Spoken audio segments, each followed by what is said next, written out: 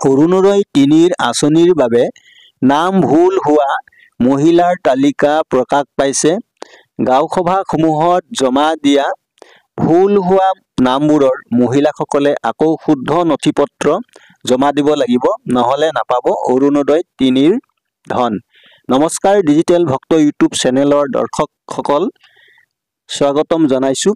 আপুনি যদি অৰুণোদয়ৰ হিতাধিকাৰী হয় বা যদি আপুনি গাঁওসভাত আপোনাৰ নাম আৰু নথিপত্ৰ জমা দিছিল, তেন্তে আপোনাৰ বাবে এই ভিডিঅ'টো বহুত গুৰুত্বপূৰ্ণ হ'ব, কিয়নো মই কেইদিনমান আগতে ভিডিঅ'ৰ জৰিয়তে আপোনালোকৰ এই চেনেলত অৰুণোদয়ৰ অৰ্থাৎ নতুন আৰু পুৰণি সকলোৰে উচ্চ পৰ্যায়ৰ তদন্ত কমিটিৰ দ্বাৰা প্ৰথম পৰ্যায়ৰ ভেৰিফিকেশ্যনৰ কাম হৈ আছে বুলি জনাইছিলোঁ। বৰ্তমান প্ৰথম পৰ্যায়ৰ প্ৰায়ভাগ জিলাৰ ব্লকসমূহৰ অৰুণোদয়ৰ ৩ৰ প্ৰথম পৰ্যায়ৰ ডকুমেণ্টৰ ভেৰিফিকেশ্যনৰ কাম সমাপ্ত হৈছে।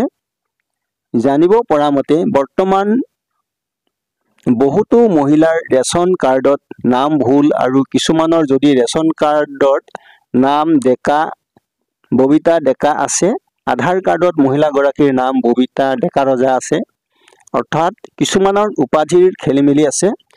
কিছুমান মহিলাসকলৰ নাম ভুল আৰু কিছুমান ৰেচন কাৰ্ডত নানা ধৰণৰ অমিল পোৱা গৈছে।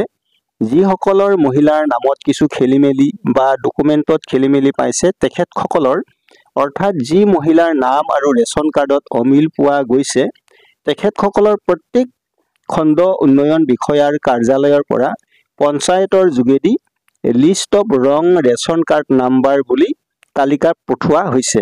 আৰু এই ভুল হোৱা ৰেচন কাৰ্ডৰ তালিকাটো গাঁওসভাসমূহৰ ৩জনীয়া কমিটিলৈ পঠাই দিয়া হৈছে আৰু ৩জনীয়া কমিটিৰ লোকসকলক ভুল হোৱা মহিলাগৰাকীৰ পুনৰ নাম আৰু ডকুমেণ্ট জমা লৈ শুদ্ধকৈ লিখি ২ এদিনৰ ভিতৰতে খণ্ড উন্নয়ন বিষয়াৰ কাৰ্যালয়ত জমা দিবলৈ নিৰ্দেশ দিছে।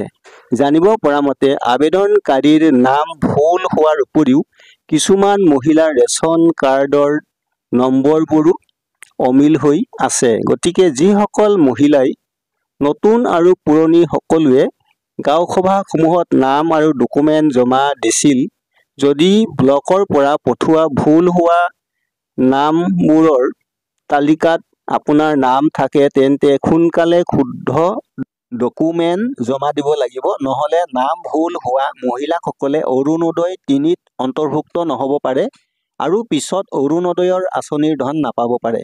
গাঁওসভাসমূহত গঠন কৰা ৩জনীয়া কমিটিৰ লগত যোগাযোগ কৰি সোনকালে নাম ভুল হ'লে শুদ্ধ কৰি জমা দিব পাৰিব। আজিৰ অৰুণোদয় ৩ৰ নতুন আপডেট ইমানেই।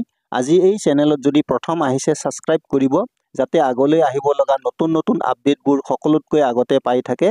আৰু এই খবৰটো সকলোৱে জানিবৰ বাবে আপোনাৰ বন্ধু বান্ধৱীক যিমান পাৰে শ্বেয়াৰ কৰিব।